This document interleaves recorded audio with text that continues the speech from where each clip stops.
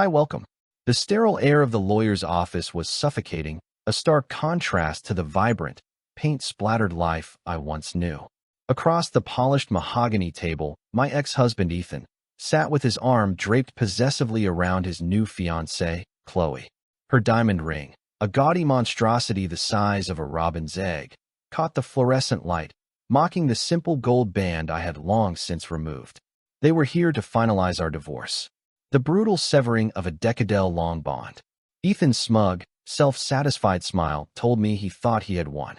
He believed he was leaving me with nothing but memories and dust. Little did he know in a few minutes a different set of documents would change everything, turning his victory into ashes in his mouth.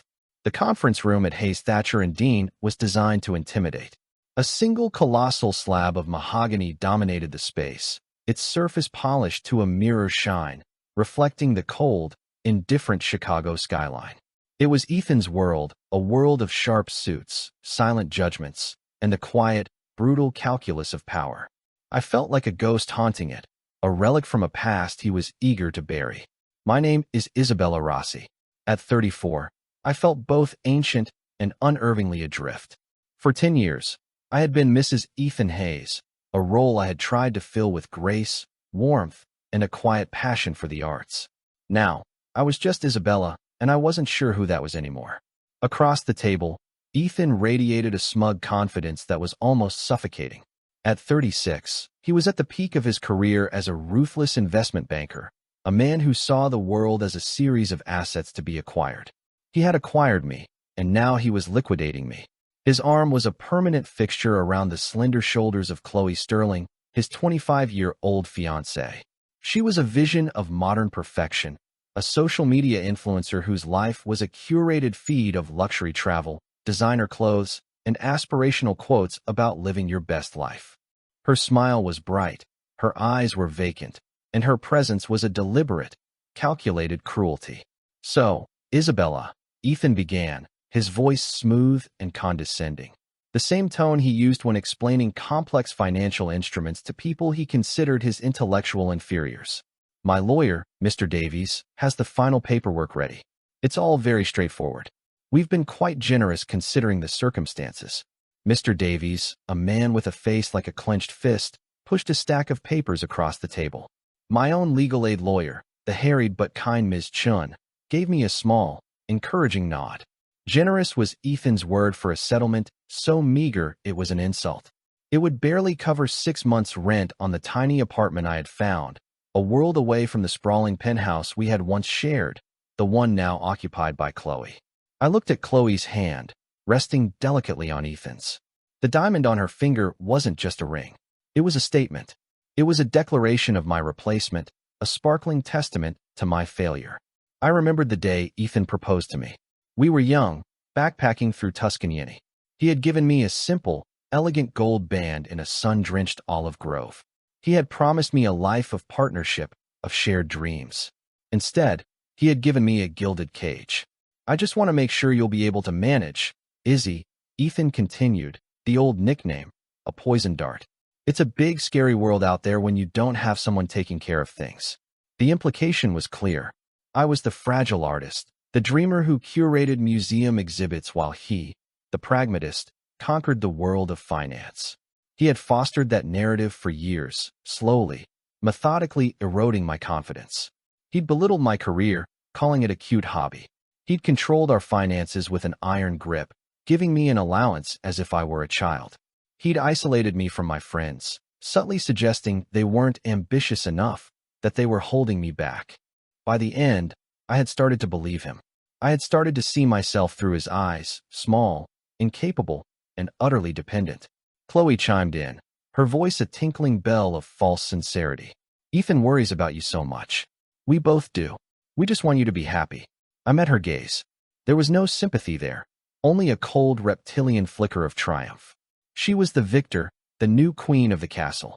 I was the deposed, exiled crone. I picked up the pen.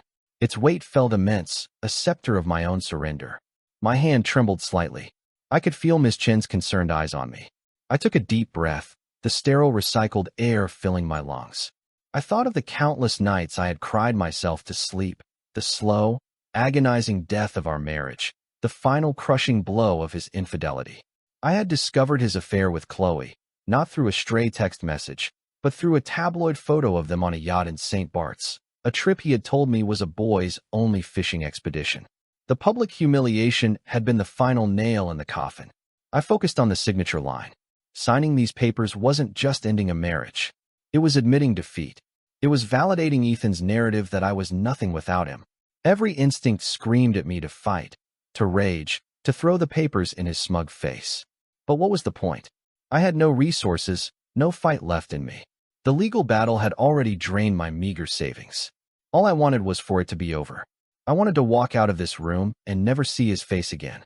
My gaze drifted out the window, past the gleaming skyscrapers to the sliver of Lake Michigan visible between them.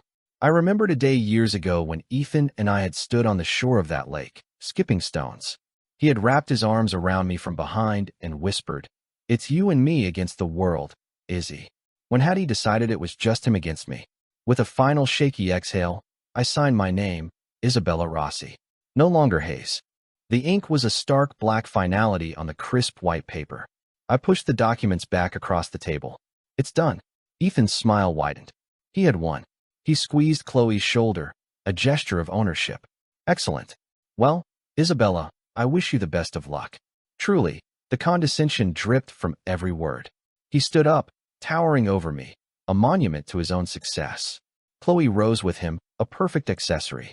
They turned to leave, a golden couple walking off into their golden future, leaving me in the shadows of their shared triumph. As the heavy door clicked shut behind them, a profound silence descended on the room. It was the sound of the end of a world. I didn't feel relief. Not yet. I just felt empty. A vast, echoing emptiness where a decade of my life used to be. Miss Chen placed a gentle hand on my arm. "It's over now, Isabella," she said softly. "Now you can start again." I nodded, unable to speak. I looked down at my hands, resting on the cold, unforgiving surface of the table. They were bare. No ring, no papers, no future I could see. The victory was Ethan's. I was left with nothing, or so I thought. The walls of my new apartment were a depressing shade of beige, the color of resignation. It was a small one-bedroom walk-up in Pilsen, a neighborhood vibrant with art and culture, but a universe away from the sterile luxury of the Gold Coast penthouse I had once called home. The faint smell of stale cigarettes and a neighbor's cooking garlic, and something unidentifiable clung to the air. This was my new reality. A world of second-hand furniture, budget groceries, and the crushing weight of starting over from scratch. A week had passed since the divorce was finalized. A week of unpacking boxes filled with the ghosts of my past life. Books Ethan had gifted me. Photographs of a smiling couple who no longer existed. A single forgotten silk stocking of Chloe's I'd found tucked away in a drawer. A discovery that had sent me spiraling into a fresh wave of nausea and grief. I had thrown it away with a visceral shudder. My days were a monotonous cycle of job applications, curator positions, gallery assistant roles, even museum gift shop manager. I applied for everything. My carefully crafted resume and cover letters disappearing into the digital ether. My past experience, once a source of pride, now seemed like a relic from another person's life. The art world, like Ethan's world, was built on connections, and Ethan had made sure to methodically sever mine. I was an outsider looking in, my face pressed against the glass of a life I could no longer access. The rejection emails, when they came at all, were polite and impersonal. "We've decided to move forward with other candidates." It was a gentle way of saying I was no longer relevant. This afternoon, I sat at my wobbly kitchen table, nursing a lukewarm cup of tea and staring at another job posting. The rent was due in 2 weeks. My settlement money, after paying the first month's rent and security deposit, was dwindling at an alarming rate. Panic, cold and sharp, was a constant companion, a knot tightening in my stomach. That's when the buzzer shrieked. A jarring, ugly sound that made me jump. I wasn't expecting anyone. My few remaining friends knew to call first. Tiptoeing around me as if I were a convalescent, I pressed the intercom button. "Hello?" A muffled voice crackled back. "Courier for Isabella Rossi." A courier? My mind raced. Had Ethan sent something? A final gloating note. A box of my things he'd forgotten. My heart hammered against my ribs. I buzzed him in, my hands slick with nervous sweat. A few moments later, a young man in a crisp uniform stood at my door, holding a thick cream-colored envelope. It felt heavy, important. The return address was embossed in elegant, severe lettering in the top left corner. Blackwood and Finch LLP. I didn't recognize the name. It sounded old, prestigious, and expensive. My stomach plummeted. This had to be another legal bill, some unforeseen expense from the divorce that would wipe out the last of my funds. Sign here, please, the courier said, holding out a digital scanner. My hand shook as I scrolled a jagged signature. He handed me the envelope and was gone, his footsteps echoing down the narrow hallway. I closed the door, leaning against it. The envelope clutched in my hand like a death warrant. It was made of thick, high-quality paper, the kind that whispered of immense wealth and serious business. I was terrified to open it. For hours I left it on the kitchen table, circling it like a weary animal. I cleaned the apartment, rearranged my books, did anything to avoid confronting the potential disaster it contained. Finally, as dusk painted the city in shades of gray and orange, I couldn't stand it any longer. With a deep breath, I slid it open with a kitchen knife. Inside was not a bill, but a single folded sheet of the same heavy paper. The letter was formal, the language dense with legal terminology, but a few words leaped out at me. A formal summons to attend the reading of the last will and testament of our client, Mr. Arthur Blackwood. Arthur Blackwood. The name meant nothing to me. I had never heard of him. As a named beneficiary? My mind reeled. This had to be a mistake. A clerical error. There must be another Isabella Rossi in Chicago, one who knew a man named Arthur Blackwood, one who moved in circles where prestigious law firms sent out summons on cream-colored stationery. I reread the letter a dozen times. My name, my new address, it was all correct. The reading was scheduled for the day after tomorrow at 10 o'clock in the morning at their offices on Wacka Drive. A wave of suspicion washed over me. Was this some elaborate cruel prank orchestrated by Ethan? It felt like his style, a way to dangle a false hope in front of me, only to snatch it away just to watch me fall. He would find it hilarious. The thought made me sick. I almost threw the letter away. It was safer to assume it was a mistake, a cruel joke. To hope, to allow even a sliver of light into the suffocating darkness of my life, felt too dangerous. Hope was a luxury I could no longer afford. But something stopped me. A flicker of what? Curiosity. Defiance. What if it wasn't a mistake? What if it wasn't a prank? I had nothing left to lose. My old life was gone. My professional life was in shambles. My finances were a ticking time bomb. What was the worst that could happen? I would go to this fancy law firm, be told there was a mistake, and leave feeling foolish for a few hours. It was a small price to pay to extinguish the tiny, treacherous spark of what if. I folded the letter and placed it back in its envelope. I would go. I would walk into the lion's den, if only to prove to myself that I could. For the first time in a long time, a feeling other than despair began to stir within me. It was a fragile, unfamiliar sensation. But it was there, a sense of intrigue, a whisper of a possibility that my story wasn't over, that the final chapter hadn't yet been written. The lobby of the building on Wacka Drive was a cathedral of corporate power. Soaring ceilings, acres of polished marble, and a hushed, reverent silence that made my worn-out boots feel embarrassingly loud. I clutched the strap of my purse, the cream-colored envelope tucked safely inside, a passport to a world I didn't belong in. My outfit, a simple black dress I'd owned for years, the nicest thing I had left, felt woefully inadequate. The offices of Blackwood and Finch occupied the entire 80th floor.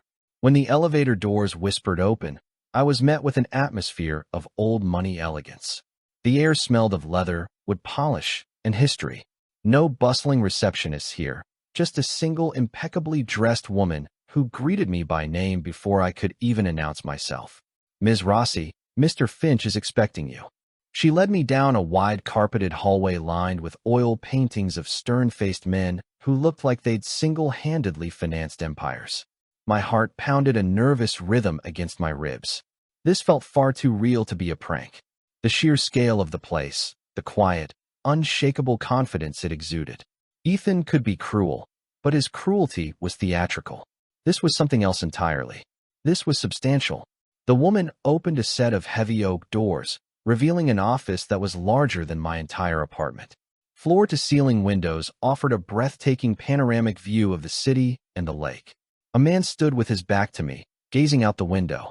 He turned as I entered, and a gentle, welcoming smile softened the lines on his face. He was in his late 60s, with a man of thick silver hair, kind, intelligent eyes, and a suit that was probably worth more than my car. "Miss Rosie Isabella, thank you for coming. I am Mr. Finch." His voice was a warm, reassuring baritone. He gestured to one of two plush leather armchairs in front of a massive, uncluttered desk. "Please have a seat." I sat on the edge of the chair, feeling like a sparrow perched on a throne. "Mr. Finch, I think there may have been a mistake. I received your summons, but I don't know anyone by the name of Arthur Blackwood." He sat down opposite me, his expression patient, understanding. "There is no mistake, I assure you. Please allow me to explain.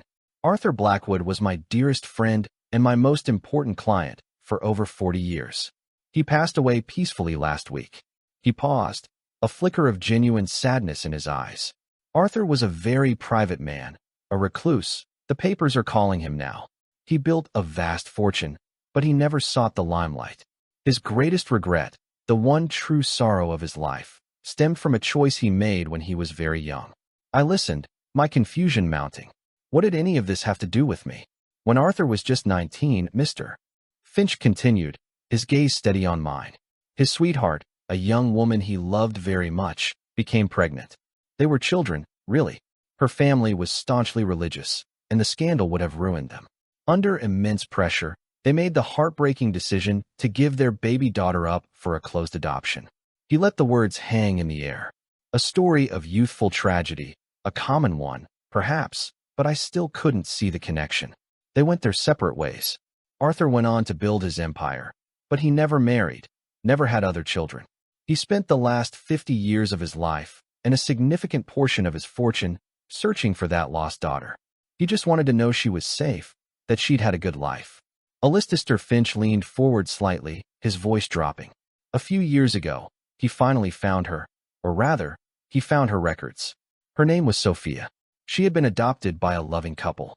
She had grown up, married a man named Marco Rossi, and had become a talented artist. The name hit me like a physical blow. Sophia and Marco Rossi, my parents.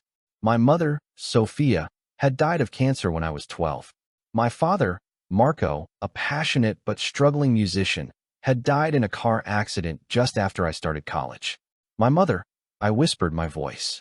She always wondered about her birth parents. She searched for years, but with a closed adoption back then. "I know," Mr. Finch said softly. "Arthur learned that, too. And it broke his heart, because by the time he found her, it was too late. Sophia had already passed away."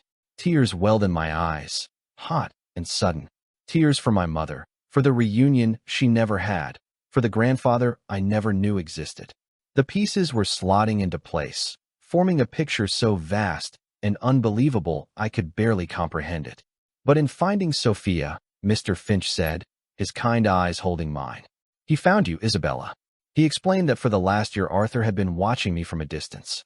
He had hired private investigators, not to intrude, but to understand. He knew about my career, my passion for art, a passion, Mr. Finch noted, that I shared with my mother and my grandfather, who had been a prolific collector. He knew about my marriage to Ethan. He knew about the divorce, about Ethan's cruelty and financial control. He had seen my strength, my resilience, my quiet dignity in the face of it all. He didn't want to disrupt your life, to appear out of the blue and cause a shock. Mr. Finch said he was trying to find the right way, the right time to approach you. He was ill, you see. He knew his time was short. He wrote you letters, dozens of them, that he never sent. He reached into a drawer and pulled out a single familiar-looking cream-colored envelope. It was identical to the one I had received. This one, however, was sealed and simply had Isabella written on the front in a strong, slightly shaky hand. "This is the last will and testament of Arthur Blackwood," he said, his voice now formal. He broke the seal and unfolded the document. He cleared his throat and began to read. There were bequests to charities, endowments for museums, and a generous pension for his small household staff. And then came the final staggering clause. "All the remainder of my estate, including all properties, real and personal, all stocks, bonds, and securities, And my controlling interest in Blackwood Industries, I leave to my sole surviving heir, my beloved granddaughter, Isabella Sophia Rossi. The words seemed to echo in the vast silent office. I stared at him, my mind a complete blank. It was like he had spoken in a foreign language, controlling interest. Blackwood Industries. It meant nothing. Mr. Finch must have seen the incomprehension on my face. He put the wheel down and looked at me, his expression a mixture of sympathy and gravity. Isabella, he said gently, do you understand what this means? I shook my head, mute. Arthur Blackwood was one of the wealthiest men in the country. His net worth is estimated to be in the billions. Billion. The word was an absurdity. It was a number so large it was meaningless. It was a concept from movies, from headlines, not from the life of a woman who was worried about making next month's rent. I started to laugh. It wasn't a sound of joy or amusement. It was a hysterical, unhinged sound that was half sob. It was the sound of a mind breaking under the sheer crushing weight of an impossible reality. I, Isabella Rossi, the woman my ex-husband had just discarded as worthless, had just inherited a fortune.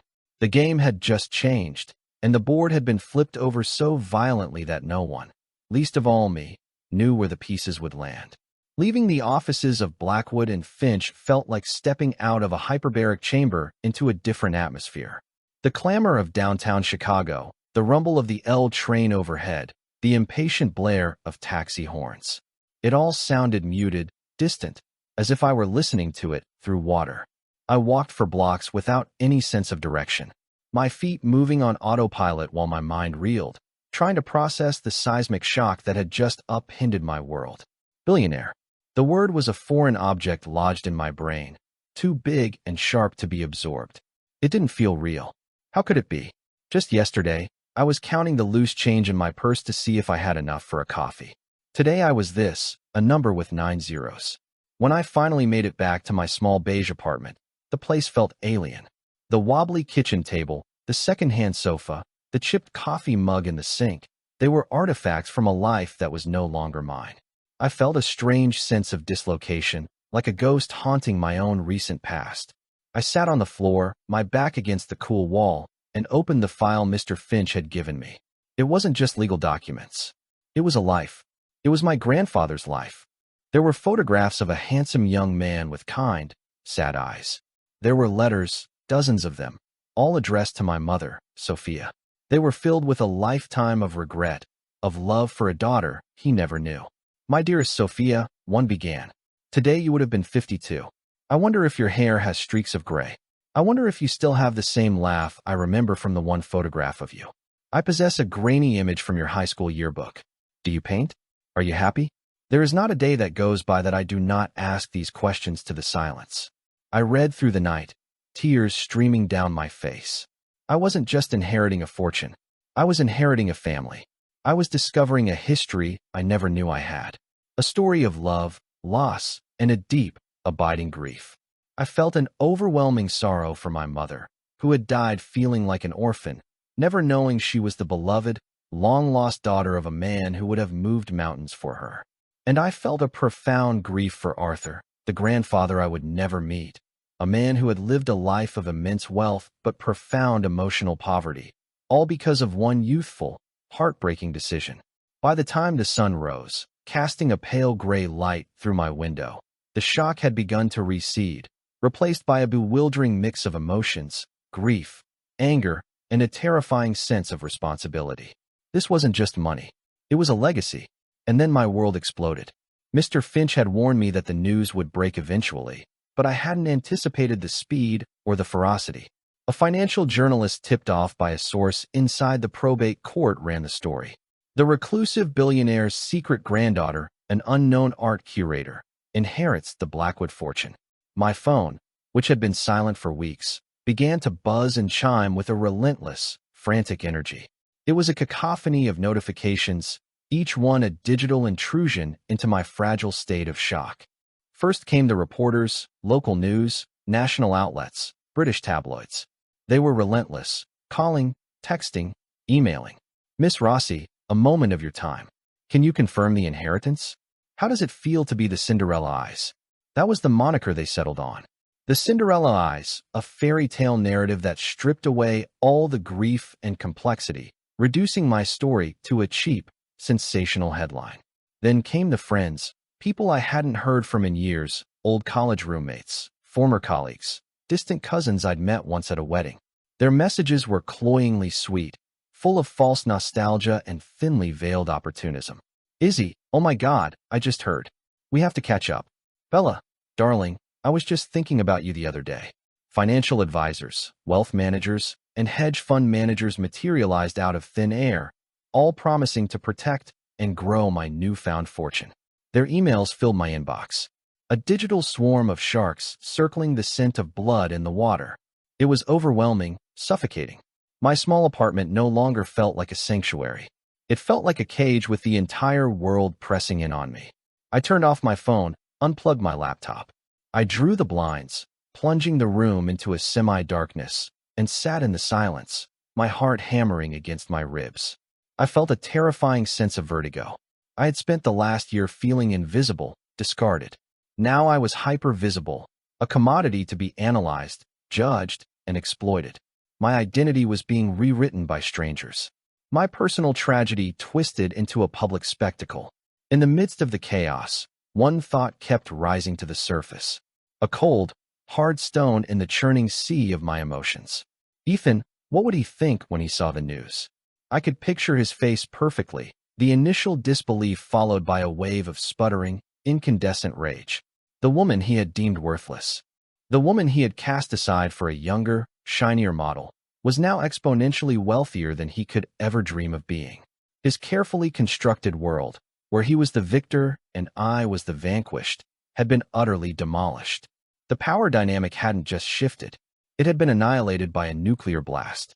A part of me, a dark, vindictive part one was ashamed to acknowledge, savored the thought of his humiliation, but a larger part of me felt a cold dread. Ethan was not a man who accepted defeat gracefully. His ego was a fragile, monstrous thing. He would not let this go. I was no longer just Isabella Rossi, the struggling art curator. I was the Cinderella Aries, and I had a terrifying feeling that my story was far from over. The world was watching, and I had no idea what to do next. The only thing I knew for sure was that I was utterly, completely alone. The chaos of the outside world forced my hand. Within 48 hours, my Pilsen apartment had become untenable.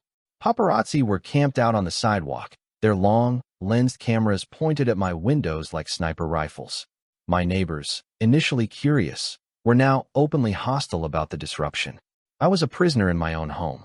Alistair Finch, bless his calm, paternal presence, arranged everything. A discreet security team whisked me away in the dead of night to a sprawling suite at the Peninsula Hotel, registered under a false name. It was a world of hushed corridors, impeccable service, and bulletproof windows overlooking the city. The luxury was obscene, a stark contrast to my previous life, but the anonymity it provided was a lifeline. It was a gilded cage, but for now it was a safe one. For the first few days, I did nothing but exist. I ordered room service, took long baths in the marble tub, and stared out at the city lights, feeling utterly disconnected from the world below. Alistair visited daily, bringing not just legal documents, but sandwiches from his favorite deli and a quiet, steadying presence. He didn't push. He let me process, let me grieve for the family I'd just found and lost, and let me acclimate to the sheer terrifying scale of my new reality. Blackwood Industries wasn't just a company. It was an empire. It had interests in renewable energy, biotechnology, real estate, and global logistics. The portfolio was dizzying. Alistair began walking me through it, simplifying the complex structures, explaining the philanthropic arms my grandfather had established, and outlining the key players on the executive board. Arthur trusted his team. Alistair explained one afternoon as we sat in the living area, surrounded by financial reports. But he always maintained final authority. Now that authority is yours, Isabella. The weight of that statement was crushing. I was an art curator. My expertise was in 17th century Dutch painters, not 21st century corporate governance. I don't know how to do any of this, I confessed, my voice barely a whisper. I'm not qualified. Arthur didn't choose you for your financial acumen, Alistair said gently. He chose you for your character. He saw your intelligence, your integrity, your resilience. He believed you had a strong moral compass. That, my dear, is more important than any MBA. His faith in me was a fragile, flickering candle in the darkness of my self-doubt. I clung to it. I started to read, to study. I devoured the reports, my grandfather's private journals, and the detailed notes he'd left for me. A picture began to emerge of a brilliant, principled man who wielded his immense power with a quiet, thoughtful sense of responsibility. He wasn't a predator like Ethan. He was a builder. It was during one of these late-night study sessions poring over a file on recent acquisitions that I saw it. A name that made the blood freeze in my veins. Knight Capital Partners, Ethan's firm. My heart began to beat a frantic, heavy rhythm. Blackwood Industries was a major client of the bank where Ethan was a senior partner. They had handled several large transactions for my grandfather's company over the last few years. With trembling hands, I dug deeper into the file. It detailed a hostile takeover that Knight Capital had orchestrated on behalf of Blackwood Industries 6 months prior. The target was a smaller, innovative green energy company called Solara Innovations. I remembered reading about it at the time. Solara had been on the verge of a breakthrough in solar panel efficiency. They were a darling of the environmental tech world. Then suddenly they were gone, swallowed whole by a larger, unseen entity. The deal had been notoriously brutal.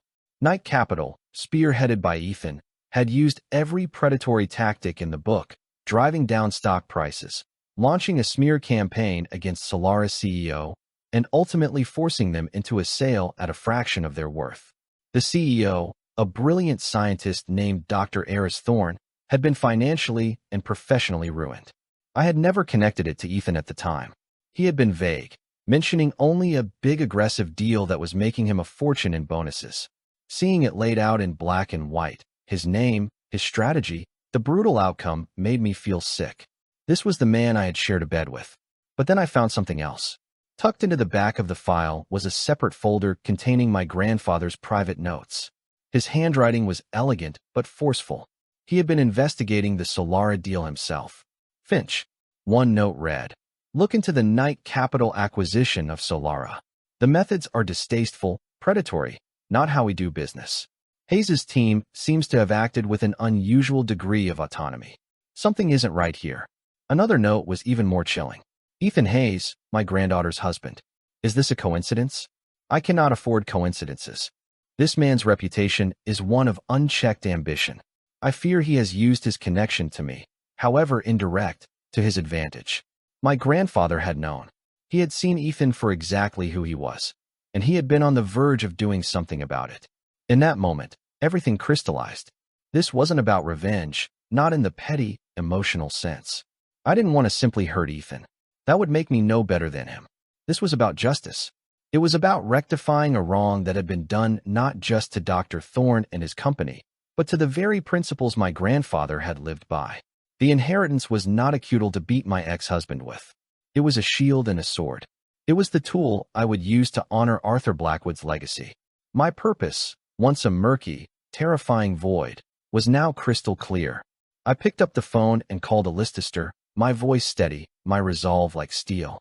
"Alistair," I said, "I need you to schedule a meeting for me. Not with the board of Blackwood Industries, with the board of Knight Capital Partners." The Knight Capital Partners boardroom was a shrine to masculine ego, dark wood, brushed steel, and a ridiculously long table that could have seated a medieval war council. It was the heart of Ethan's kingdom, a place where he had held court, made fortunes, and destroyed lives. Today, I was walking into the heart of the beast. I was not the same woman who had signed those divorce papers 2 weeks ago. That woman was a ghost, a pale imitation of herself. The woman who walked through the double doors of that boardroom was Isabella Rossi, chairwoman of Blackwood Industries. I had spent the last 3 days preparing with Alistair and a hand-picked team of Blackwood's top legal and financial analysts. We had combed through every detail of the Solara acquisition. We had mapped out Ethan's strategy, his back-channel dealings, the ethical and potentially legal lines he had crossed. I was armed not with emotion, but with facts, figures, and an unshakable sense of purpose. My entrance caused a ripple of confusion. The board members, a collection of silver-haired, pinstriped men, were expecting a routine quarterly review. They were not expecting me, and they certainly weren't expecting to see Ethan Hayes, their golden boy, their most aggressive deal-maker, turn a ghastly shade of white. He was standing at the head of the table when I walked in, flanked by a listister and two of my lawyers. His mouth opened slightly, a flicker of sheer, unadulterated shock in his eyes. He had seen the headlines. Of course, the world had seen them. But to him, I was still just Izzy, the naive artist. He probably imagined I was off on a shopping spree on Rodeo Drive, frittering away my fortune. He never in his wildest, most arrogant dreams imagined I would be here in his boardroom, in his world. A stuffy-looking man I recognized from my research as the firm's CEO, Marcus Thorne, rose to his feet. "Miss Rossi, this is an unexpected surprise. We weren't aware you would be joining us." "I apologize for the intrusion, Mr. Thorne," I said, my voice calm and clear, betraying none of the adrenaline coursing through my veins. "I'm here today in my capacity as the new head of Blackwood Industries, your firm's largest client. I believe a matter of some urgency requires our immediate attention." I walked to the empty chair directly opposite Ethan and sat down, placing my leather-bound folio on the table with a quiet, definitive thud. Listister and my team took their places beside me. The power dynamic in the room had shifted so palpably. It was almost a physical force. Ethan finally found his voice. It was strained tight. "Izzy, Isabella, what is this? If you have some issue, you should have called me." I met his gaze across the gleaming expanse of the table.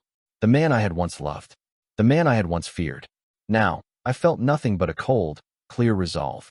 "This isn't a personal matter, Ethan," I said, my tone crisp and professional. "This is business, specifically the business of Blackwood Industries' recent acquisition of Solara Innovations, a deal you personally oversaw." A nervous murmur went through the room. The other partners shifted in their expensive chairs, exchanging uneasy glances. "That was a highly successful acquisition," Ethan blustered, trying to regain his footing. "One of the most profitable deals of the last fiscal year." "Profitable for whom exactly?" I counted, opening my folio. "It was certainly profitable for you with your record-breaking bonus. It was profitable for this firm, but it was achieved through methods that Blackwood Industries finds ethically questionable and reputationally damaging." I proceeded to lay it out point by brutal point. I used the very corporate jargon he had once wielded like a weapon to make me feel small. I spoke of due diligence, fiduciary responsibility, and brand integrity.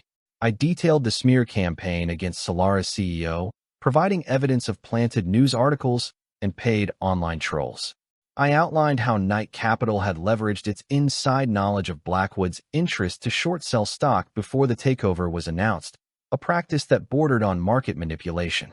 With every sentence, the color drained further from Ethan's face. The mask of confident charm was gone, replaced by a desperate, panicked fury. He was being dismantled piece by piece in front of the very men whose respect he craved above all else. Therefore, I concluded, my voice ringing with an authority I didn't know I possessed. Blackwood Industries is officially launching a full-scale independent audit of all transactions handled by Knight Capital Partners over the past 24 months, with a specific focus on the Solara takeover. We will be freezing all current and future business with this firm until the audit is complete. Silence. A thick, stunned silence filled the room. This wasn't just a slap on the wrist. It was a declaration of war. Losing the Blackwood account would be a catastrophic blow to the firm. And then a small jarring sound broke the tension, a soft click-clack of heels on marble. The boardroom doors opened again, and Chloe Sterling glided in, a bright, oblivious smile on her face. She was carrying a shopping bag from Chanel. "Ethan, darling, sorry to interrupt," she chirped. "But I was just next door, and I thought," she trailed off, her smile faltering as she took in the scene. The grim-faced board members, my formidable legal team, and Ethan, who looked like he had just seen a ghost. Her eyes finally landed on me, sitting at the table as if I owned the place. Her perfectly made-up face registered a flicker of confusion, then dawning horror. She had walked in expecting to witness another of her fiancé's triumphs. Instead, she had stumbled upon his public execution, and for the first time she saw the cracks in the foundation of the powerful man she had attached herself to. She saw weakness. Ethan stared at her, his expression a mixture of fury and humiliation. Her presence was the final ridiculous indignity in his unraveling. I closed my folio. We will be in touch, gentlemen. I stood up and walked out of the room, my team following in my wake. I didn't look back. I didn't need to. I could feel the wreckage I had left behind. The game had been played, and for the first time in my life, I had won. The pristine minimalist penthouse that had once been my prison now became Ethan's. It was a showroom of a home, all white leather, chrome, and glass designed to impress, not to comfort. Now its cold, clean lines seemed to mock him, reflecting his own unraveling. The aftermath of the boardroom confrontation was swift and brutal. The news of the Blackwood Industries audit sent shock waves through the financial community. Knight Capital stock took a nosedive. Ethan's partners, men who had clapped him on the back and shared cigars with him to celebrate the Salera deal, were now treating him like a leper. They were distancing themselves, protecting their own interests, preparing to offer him up as a sacrificial lamb to appease their most important client. The pressure cooker of his life was reaching a critical point, and the mask of the charming, invincible Ethan Hayes was beginning to crack and peel away. The man underneath was someone I had only seen in glimpses during our marriage, a man consumed by a terrifying narcissistic rage. Chloe was the primary target of this newfound fury. She, who had been chosen for her decorative qualities, was now a witness to his humiliation, and he couldn't stand it. "What the hell were you thinking?" he screamed at her the night after the board meeting, his voice echoing in the cavernous, empty space of their living room. He threw his briefcase against a wall, scattering papers across the white marble floor. "Waltzing in there with your shopping bags like a brainless idiot. Did you want to make me look even more pathetic?" Chloe, who was used to being praised and pampered, flinched. Her entire life strategy had been to attach herself to a powerful man, to be the beautiful, supportive partner to a winner. She had no playbook for this. "I didn't know, Ethan," she cried, her voice thin and ready. "How was I supposed to know she would be there? Your ex-wife, what is she even doing? What is she doing?" Ethan laughed, a harsh, ugly sound. "She's trying to destroy me. That's what she's doing. The pathetic little curator I picked up out of the dust. And she thinks she can destroy me." He began to pace, a caged tiger, his movements jerky and violent. "It's that old man, Finch. He's pulling the strings. She's not smart enough to have come up with this on her own. She probably can't even balance her own checkbook." But even as he said it, a sliver of doubt had clearly taken root. The woman he'd seen in that boardroom was not the woman he had divorced. That woman had been poised, articulate, and utterly in command. She had wielded his own language against him with a surgeon's precision. He had created a narrative of her weakness for so long that he had come to believe it himself. Now that narrative had been shattered, and the cognitive dissonance was driving him mad. Over the next week, things deteriorated. The preliminary findings of the audit were leaked to the press, detailing the unethical tactics used in the Salera deal. Ethan was placed on indefinite leave from the firm. His calls to his partners went unanswered. His world, once a universe that revolved around him, was rapidly shrinking. He drank heavily, his days a blur of expensive scotch and bitter rambling monologues. He lashed out at Chloe for the smallest things, the way she loaded the dishwasher, the sound of her typing on her phone, her very presence in the room. His charm was gone, replaced by a raw, desperate cruelty. Chloe watched him, her calculating mind worrying. She had hitchhiked her wagon to a star, but the star was plummeting to earth in a ball of flames. Her attraction to him had been entirely based on his power, his status, his wealth. With those things gone, what was left? A bitter, angry, defeated man, a liability. She started making quiet preparations. She spent her days not shopping on Michigan Avenue, but in discreet meetings in quiet coffee shops. One was with a publicist to discuss how to manage the narrative of her breakup with a high-profile, disgraced financier. The other more important meeting was with one of the most ruthless divorce attorneys in Chicago. Chloe was a product of a superficial transactional world, and she was nothing if not a pragmatist. She was preparing to cut her losses and move on. One evening, she came home to find Ethan sitting in the dark, a half-empty bottle of Macallan on the glass table beside him. "Where have you been?" he slurred, his eyes red-rimmed. "I was out with friends," she lied smoothly. He looked at her, a strange, pathetic expression on his face. It was a desperate plea for something. Reassurance, loyalty, pity. "They're going to fire me, Chloe. They're going to take everything." For a moment, a flicker of something, perhaps genuine sympathy, crossed her face, but it was quickly extinguished, replaced by a cool, hard assessment of the situation. This was her moment to pivot. "Well, Ethan," she said, her voice devoid of its usual bubbly affectation. "Maybe you should have thought about that before you underestimated your ex-wife." She walked past him, her heels clicking decisively on the marble floor, and went into the bedroom, closing the door behind her. Ethan was left alone in the darkness, the words hanging in the air like a death sentence. He had lost his company. He had lost his reputation, and now he had lost his prize. He was utterly, completely alone. A king deposed in his own cold, empty castle. And the architect of his destruction was the one person in the world he had been so certain he had already defeated. While Ethan's world was imploding, I was stepping into a new one. Alistair arranged for me to visit my grandfather's estate, a place I now owned, but had never seen. It wasn't a flashy, modern mansion like the one Ethan coveted. It was a historic stone manor nestled on a sprawling wooded property in Lake Forest, an hour north of the city. It was a place of quiet, understated elegance, a home that had been lived in and loved for generations. Walking through the front door was like stepping back in time. The air smelled of old books, beeswax, and a faint trace of the pipe tobacco my grandfather had smoked. The house was filled not with trendy designer furniture, but with comfortable, well-loved pieces, family photographs, and art. So much art. My grandfather, it turned out, had been a collector of immense taste and passion. The walls were lined with paintings I had only ever seen in museums. A small Moody Whistler, a vibrant Cassatt, a preparatory sketch by Dar. My curator's heart ached with a bittersweet joy. This was a language I understood. This was a part of him that felt instantly familiar. Alistair had given me the key to his private study. It was a sanctuary, a room lined floor to ceiling with bookshelves, a large worn leather armchair positioned by a stone fireplace. This was the heart of the man, and it was here I began to truly find him. I found his journals, decades of them, filled with his elegant, spidery script. He wrote about his business deals, his travels, his thoughts on philosophy and politics, but mostly he wrote about his daughter Sophia, my mother.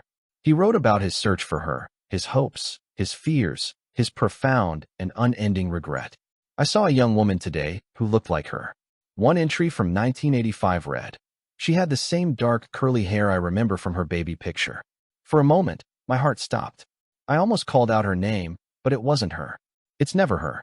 Reading his words, I felt the chasm of my own grief widen, but it was also filled with a new profound sense of connection. This house was not just a collection of assets. It was a repository of my family's history, my history. As the audit of Knight Capital proceeded, uncovering more and more of Ethan's reckless and unethical dealings, my perspective began to shift. My initial righteous anger was slowly being replaced by something else. Watching Ethan's life crumble from a distance was not bringing me the satisfaction I thought it would. It just felt sad, empty. Destroying him was not the answer. That was his way of thinking, his zero-sum game of winners and losers. My grandfather had been a builder, not a destroyer. I realized the true power of my inheritance wasn't as a weapon to punish Ethan, but as a tool to build something better. My redemption arc, I understood now, was not about triumphing over my ex-husband. It was about moving beyond him entirely. It was about defining my own legacy. I called a meeting with Alistair and the Blackwood legal team. I had a new plan. I don't want to sue Knight Capital into oblivion, I announced, much to their surprise. And I don't want to see Ethan in jail. I want to use the leverage from this audit to force a resolution. My plan was twofold. First, Knight Capital, under the threat of both a lawsuit from Blackwood and a potential SEC investigation, would be forced to fund a complete restitution package for solar innovations. They would provide the capital to relaunch the company, restore the original shareholders, and return its brilliant CEO, Dr. Eris Thorne, to his rightful position. They would make right what they had so brutally broken. Second, I wanted to create something new, something that would honor both my mother's memory and my own passions. I told them I was establishing the Sophia Rossi Foundation, a charitable organization dedicated to supporting emerging artists and funding arts education programs in underserved Chicago schools. It would be endowed with an initial $50 million from the Blackwood estate. It was my own dream, the one Ethan had belittled for a decade, now being realized on a scale I could never have imagined. It was a way to give back, to create beauty and opportunity, to turn the pain of the past into a promise for the future. Alistair Finch looked at me, a slow, proud smile spreading across his face. "Arthur would have been so incredibly proud of you, Isabella," he said, his voice thick with emotion. Standing in my grandfather's study, surrounded by his books, his art, and his memory, I finally felt like I was home. I was no longer just Arthur Blackwood's heir or Ethan Hayes's ex-wife. I was Isabella Rossi, and I was just beginning to discover who that woman was. She was not a victim. She was not a fairy tale princess. She was the architect of her own life, and she was finally ready to start building. The request for a meeting came through Alistair, a formal, almost pathetic plea. Ethan wanted to see me alone. No lawyers, no pretense. I agreed, choosing a neutral location, a quiet corner table at a high-end restaurant in a hotel where neither of us had ever been. It was a place with no history, no ghosts. He arrived looking like a hollowed-out version of himself. His expensive suit hung on him. His face was gaunt, and the confident swagger was gone, replaced by a weary, defeated slump. He looked older, smaller. Chloe had left him, a fact I'd learned from a short, pitying article in a gossip column. His firm had forced his resignation, giving him a severance package that was generous by normal standards, but an insult by his. He was a pariah in the world that had once worshipped him.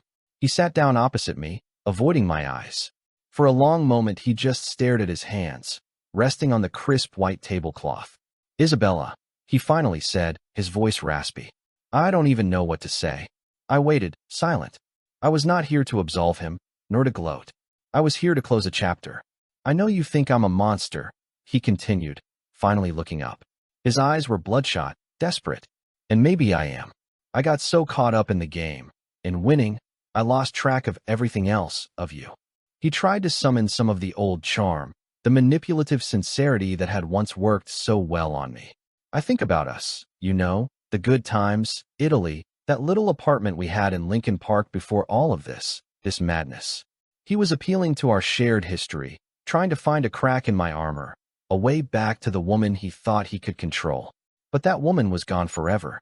"That was a long time ago, Ethan," I said, my voice even, devoid of the anger or pain that had once consumed me. "We are not those people anymore." "But I could be again," he pleaded, leaning forward. This has been a wake-up call. You've woken me up, Izzy. Maybe this is a second chance for us. You have everything now. We could have everything." The sheer breathtaking audacity of his suggestion almost made me laugh. He still saw me not as a person, but as an asset he had lost, and now wanted to reacquire. "No, Ethan," I said, and the finality in my voice was absolute. "There is no us. There is no second chance. You are here because you want something. So, let's stop the theatrics and get to it." His face fell, the pathetic mask of remorse replaced by a flicker of his old bitter anger. He had played his last card, and it had failed. I laid out the terms, the ones my lawyers had already presented to his. They were non-negotiable. His firm would proceed with the full restitution of Solara Innovations.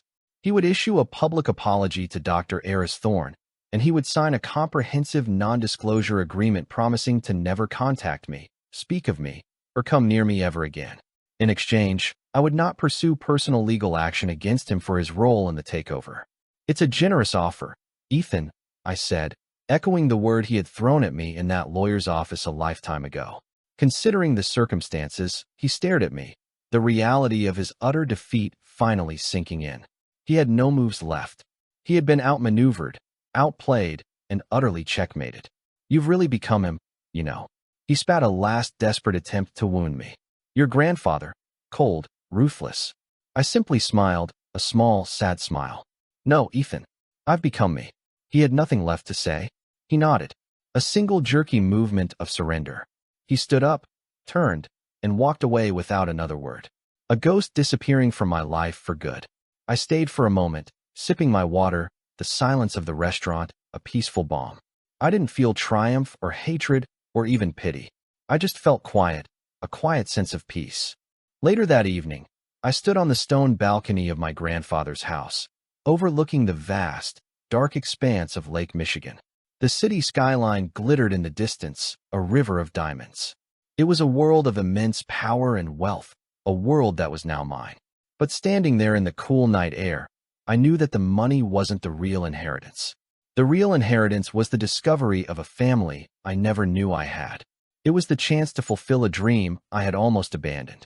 It was the quiet, unshakable knowledge of my own strength, my own worth, forged in the fires of betrayal and loss. I was not defined by the man who had left me, or even by the grandfather who had found me. I was Isabella Rossi, and my real story was just beginning. Isabella Rossi's story is a powerful reminder that the end of one chapter is often the unexpected beginning of another. From the ashes of a painful divorce, she discovered a legacy she never knew existed and a strength she never knew she had. It wasn't about the money. It was about reclaiming her power, her identity, and her future. If her journey from heartbreak to eyes resonated with you, please show your support by hitting the like button, sharing this story with someone who needs a reminder of their own strength, and subscribing for more tales of incredible transformation. What would you do with a second chance? Let us know in the comments below.